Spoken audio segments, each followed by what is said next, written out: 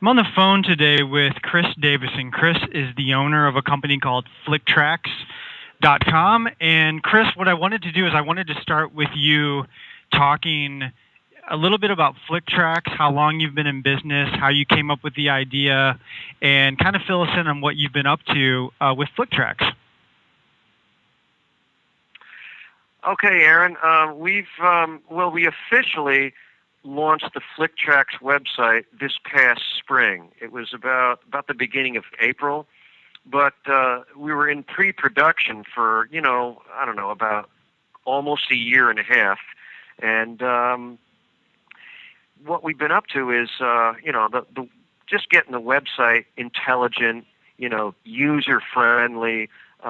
Just looking pro and just having people be able to take us seriously, and just having my main man Pat Finnegan, who's our sales guy, just hit some contacts and try to get some stuff licensed. And these days the economy is really bad, and ask any advertising company, and they'll tell you that the budgets are down. Mm-hmm. Money for licensing is very tough now. Mm-hmm. But if everybody hangs in there, it's going to come back. Yeah. So the opportunities are still out there. The budgets just aren't as big as they were right now. No, I've heard this a lot in talking to different supervisors and publishers. Everybody in the industry seems to be echoing this sentiment. So you launched the site last spring, you said. So you're a pretty new company, and I thought it would be interesting to talk to you. Most of the interviews I've done so far have been with publishers and supervisors who have been around a little longer than you, Chris, and are more established. So I thought it'd be interesting to hear what some of the challenges you've been facing getting this company off the ground and this website ready, in the middle of a pretty bad economy. Can you talk a little bit about what it's been like launching Fliktrax and the challenges you've faced and how you're overcoming them? The biggest challenge was putting the website together. I found that, musicians are pretty eager to work with somebody, even if they've never heard of them. Mm-hmm. The musicians are great; they're all great. But it's the web designers that are a real pain in the what. Mm-hmm. It's like we didn't have $200,000 to start Flick. Had to do it with just sheer determination and dedication and trying to get web to work with us to do more of a spec thing to work with us. And that's good, but it's also you're not top priority. And Mm-hmm. we're trying to to get this thing going as quick as possible, and web people are like I'll get to it when I get to it, and that's why it's taken a long time to launch the site, because it's like we're trying to rely on these people to do it on a spec basis, and they do it in their spare time, Mm-hmm. And so when you say done, on a spec basis, so you're sharing a percentage of Fliktrax earnings with your web designers, is that what you mean? a little bit that way. I mean, we had some money.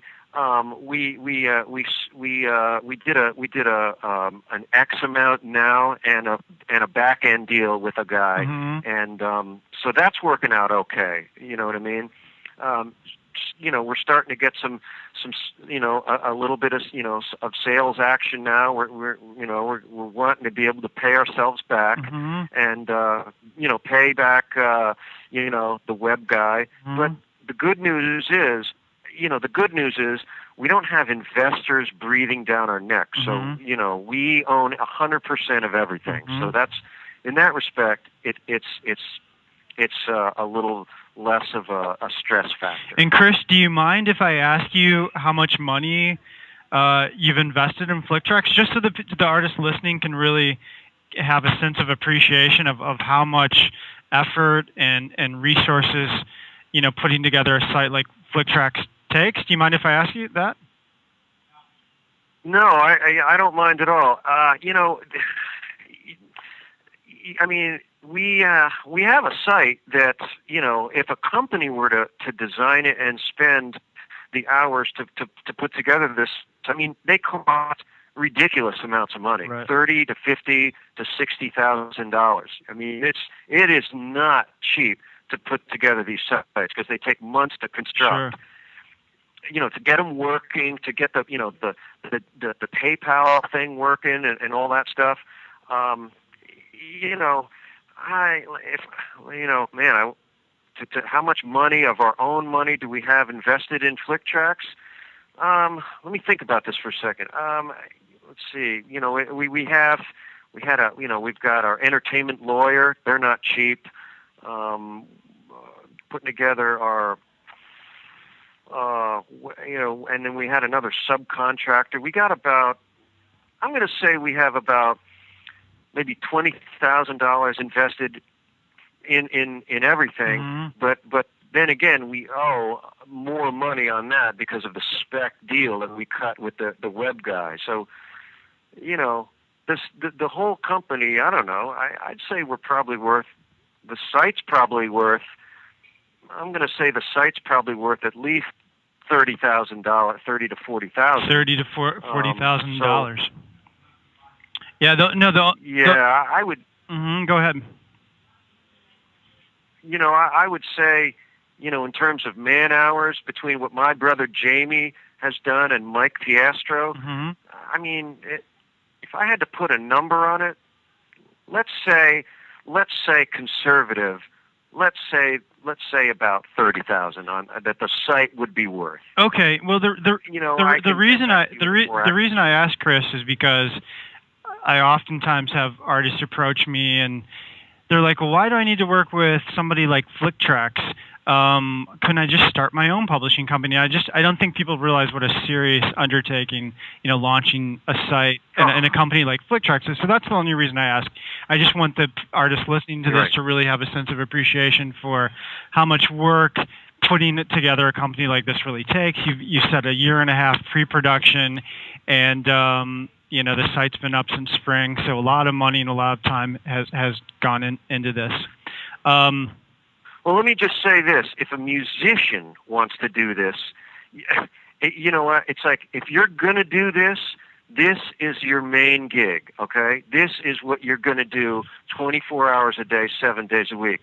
You can forget about, you know, going on the road with the band, you know, making records, doing shows, and going into, you know, Milwaukee and forget all that. You got an office and you're doing this, you know, 80 hours a week, 100 hours a week. You know what I mean? It's like a full-time gig.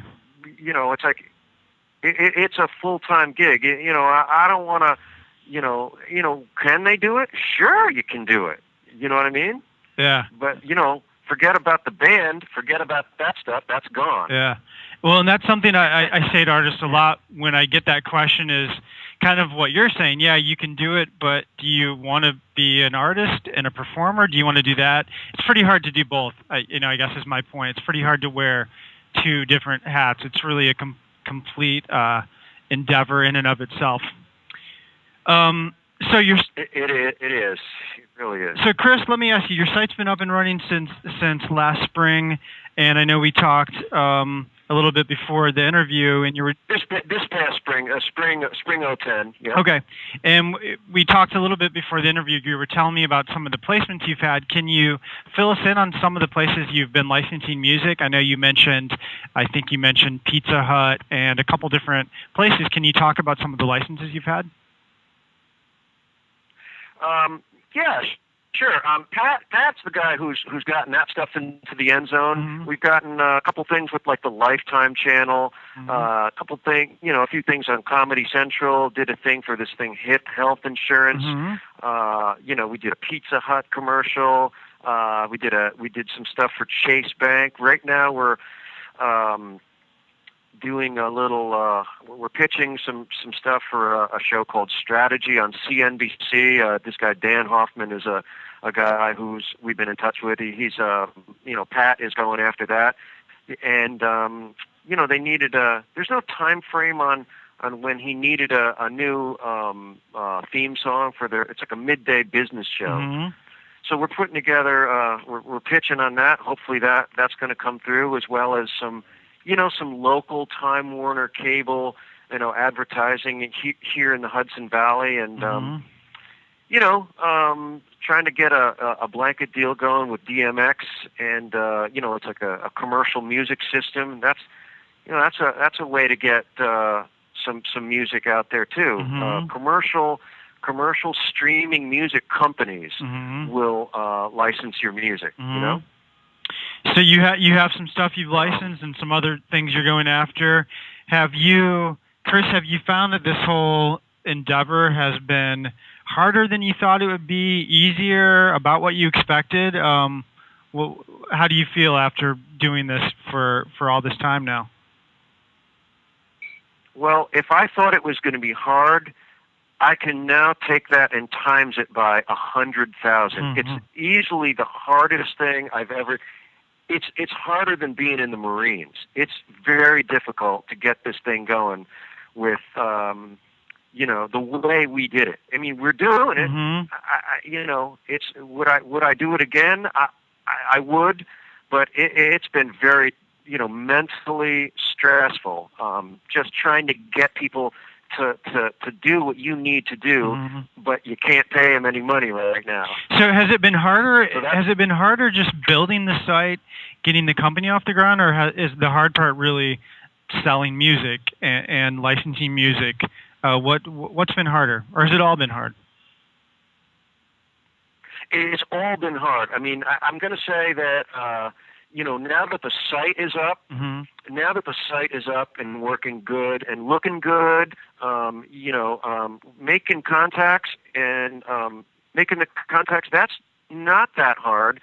And getting people to go to your site and see and take you seriously and see that you have a good product, that's not real hard.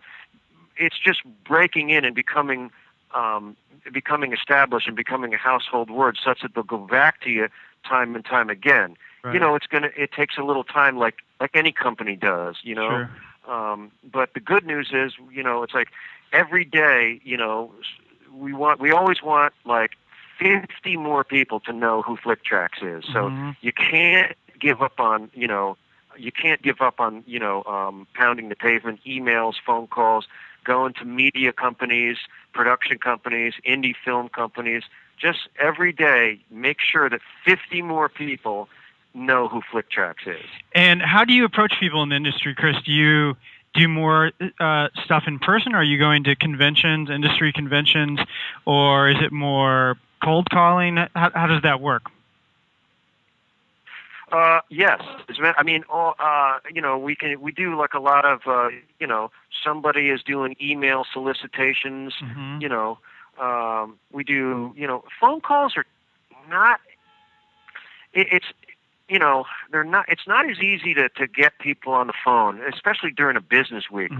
Like Pat Finnegan says, he's like, look, you know what? Nothing will make you not work quicker in this business than trying to bug people on the phone, because they don't have time to talk to you, because they're already at the office, they're in the middle, they're busy.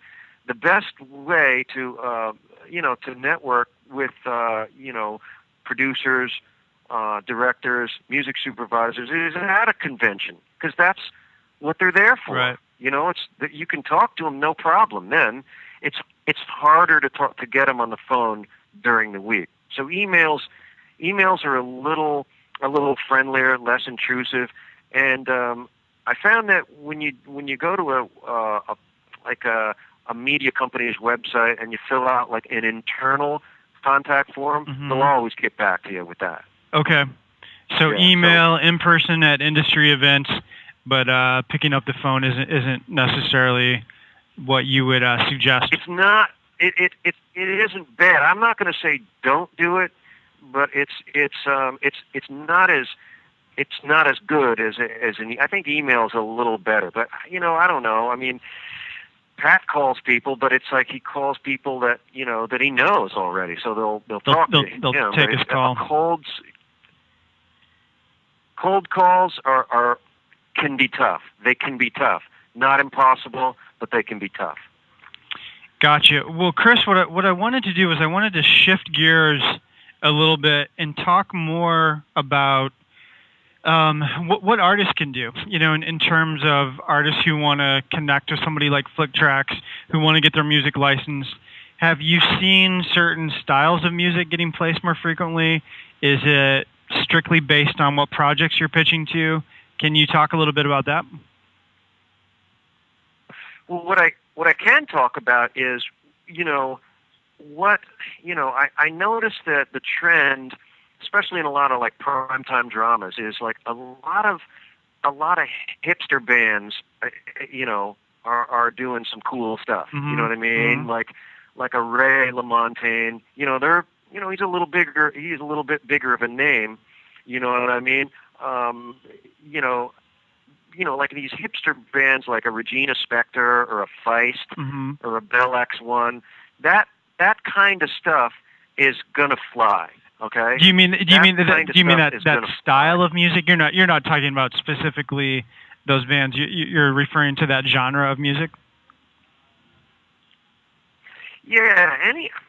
Anything that's really hipster sounding is gonna fly. Okay. As opposed to, I don't know. I mean, if you have a band that's like kind of has like a raunchy, sound, it's like, there's not.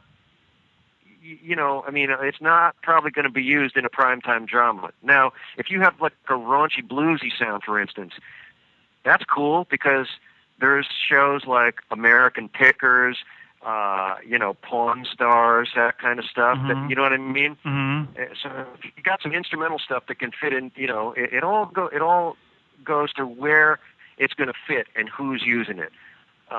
American Pickers has that sort of, road friendly, bluesy stuff. That's going to work. Mm-hmm. Gossip Girl, they're going to probably want some kind of hipster band like Phoenix or something that sounds like that. You know what I mean? Mm-hmm. Like real gut wrenching, emotional sounding, like anguished song or something like that. That'll work. Okay. What styles of music? And Mm-hmm. Go ahead. I just wanted to talk about a quick, advertising trend. I definitely noticed that advertisers want quirky, just like silly, quirky, like weird instruments like mandolin and like whistles and just silly, quirky ad themes are big right now.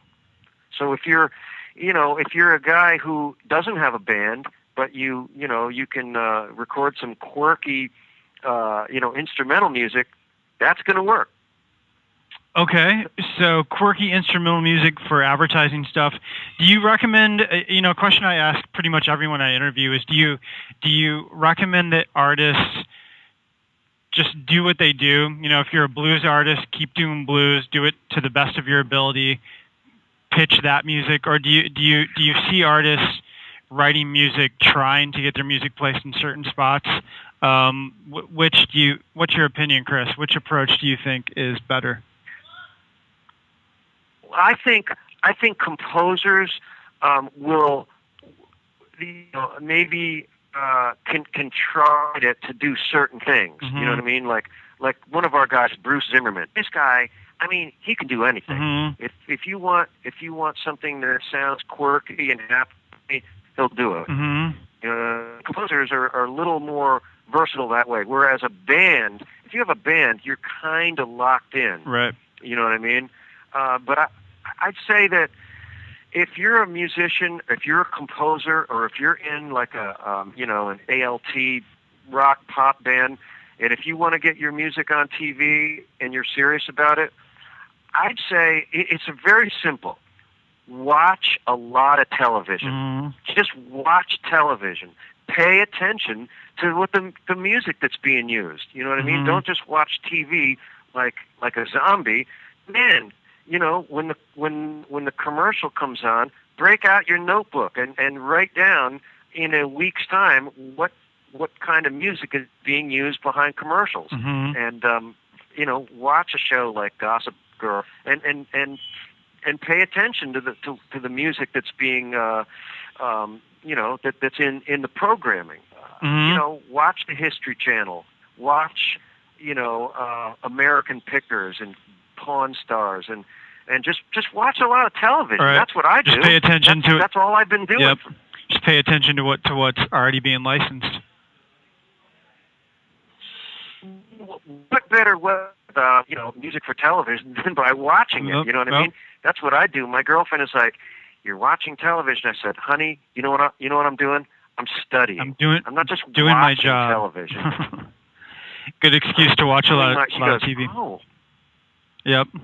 Just flip through. I mean, on any given day, it's unbelievable. You know this as well as I do. You know this better than me, man. On any given day, how many channels are there in the country alone, with dish channels, cable? There's thousands of them with thousands of minutes of programming a day. So it ain't gonna happen. I mean, I would just say, man, just watch a lot of TV. Yeah, no, that makes sense, Chris. It kind of leads me to my next question, because I think artists can watch TV a lot and try to find out, what styles of music are used on what shows, but then ultimately they have to get their music to the right people, which is, someone like you, in other words.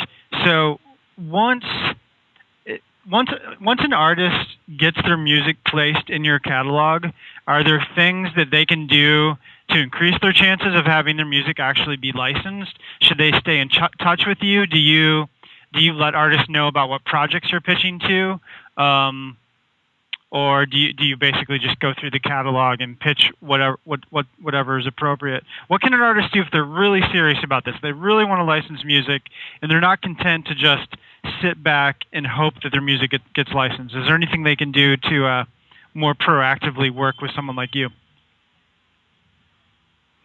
Well, they can certainly, call us every day and say, "Hey, is my stuff at the top of the list?" And the more they call, the more I'll put it at the top of the list. Yeah. Just so I won't have to deal with somebody calling me 10 times a day. just to get them to stop bugging you. Just to get them to shut up. No, I'm kidding. I mean, we're wanting to do everything we possibly can to get artists' music licensed. Now, if we take their music, it means that we think it's pretty good. Mm-hmm. Okay. Now, once it's on our site, we're trying to sell our site as a premier site. Sure. So we are absolutely taking the other end of what they do, which is their efforts are getting their music to music licensing companies, and it's our job to represent them and really pound the pavement and work 100 hours a week to get their music licensed. You know what I mean? We stand to make a little bit too. I think we offer a better deal than some other companies do. Mm-hmm. on the front and back end. You know what I mean? Mm-hmm. And I want to keep that way, and I don't want to short anybody and start trimming the percentages on the back end. I don't want to do that. Sure. I want to keep my word and keep a trust factor going, and just keep that trust that we're gonna pound the pavement and kill ourselves to get that stuff licensed. Well, no, I know you work. Now, what can they? Mm-hmm. I'm sorry. You said what other than? Let's see. Other than submitting music to us, they can once it's there. It's. I'm not sure how much they can do. It's really once it's in our catalog, they've handed it off to us, and it's our job to get it out there. But they can certainly call us anytime. Call us, email us, and we'll always get back to them. Always. Okay. And Chris, if artists want to find out more about you guys, what's the best way for them to do that? To go to Fliktrax.com, right?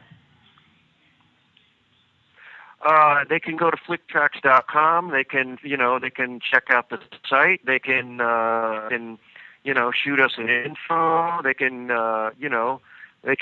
call me up. Okay. So anything you want to do. You're very, very approachable. Well, Chris, I really appreciate you doing this. I know we've been in touch for quite a while. And by the way, I wanted to point out to everybody listening to this that you and I have the same last name, but as far as I know, we're not related. Right, Chris? We're not related. As far as I know, we're not. But, who knows? Who knows if we trace it back maybe far we enough. could do a DNA search sometime. Exactly. No, I get that question a lot from people when I refer people to you. Is Chris your brother or something? But no, we're not close relatives that we know of. But Chris, no, I was just going to say, I know you've been at this working really hard for quite a while. Chris and I have been in touch for going on a couple of years now. I think a year and a half, 2 years, something like that, right, Chris? Yeah, definitely. It's been at least I'd say a good year and a half plus. Yeah. Yeah, but I know you guys have put a lot of hours into this, so I really appreciate you taking the time to tell us your story. And do you have any other suggestions, Chris, on any things in addition to what you've already said? Any other tips for artists who want to get involved in the music licensing business? I would say, other than submitting to reputable music companies, I'd like to think that we're reputable. Mm-hmm. As far as going to conventions, man, if you want to be a one band force and and get your business end together, because musicians aren't always the most they're not always the most business savvy, but they're getting better. Mm-hmm. You know what I mean? Musicians they're starting to get it these days. Mm-hmm. They're starting to get the fact that, man, we need to get some we need to find out, we need to do more research on our own, and the opportunities for music licensing are better mm-hmm. than getting a record deal or from a label. I mean, if you've got some great pop songs, or if you've got some great productions, you've got a very good chance of getting your stuff licensed and getting some checks. Mm-hmm. But musicians can go to conventions, but a lot of these things cost a ton of money to get into, but some of them don't. Mm-hmm. Like the Showbiz promo, that's free to get into. Okay? Mm-hmm. They've got another one. They've got one. We just went to one. It was called the Showbiz Expo. It was called the Showbiz Expo. It was at the Hilton in Manhattan just a couple of weeks ago. Pat and I went to it. They're going to have another one in March in Manhattan. Mm-hmm. They're going to have one in L.A., and it's free to get into. Any kind of industry conventions are always helpful, so musicians can just go to them themselves and do some networking on their own. Hit the pavement, promote, get the word out. Makes sense to me. Conventions are good. Mm-hmm. Going to conventions are good, but like we were talking before, just being in a band and getting writing your songs. It's so much work, and musicians a lot of times also, maybe they have other things that they need to do during the day. Mm-hmm. You know what I mean? Mm-hmm. Like maybe they work maybe they're a bank teller or whatever, and they rehearse at night and stuff like that. It's not easy to go to conventions and take time off from your day gig and let, you know what I mean? So that's where we come in, and we can hopefully hit for them. But got you. I don't know. That's pretty much it for now. If I think of anything else, I email it to you. No, that's great stuff, Chris. Like I said, I really appreciate you taking the time to talk to me. I know the artists that check this out are going to get a lot of value out of it. And Fliktrax.com, if you guys want to check Fliktrax out. I know a lot of you listening to this will already have music in the Fliktrax catalog, because a lot of the artists that I work with I've already hooked up with you. But I really appreciate you, Chris, taking the time to do this. Thanks a lot.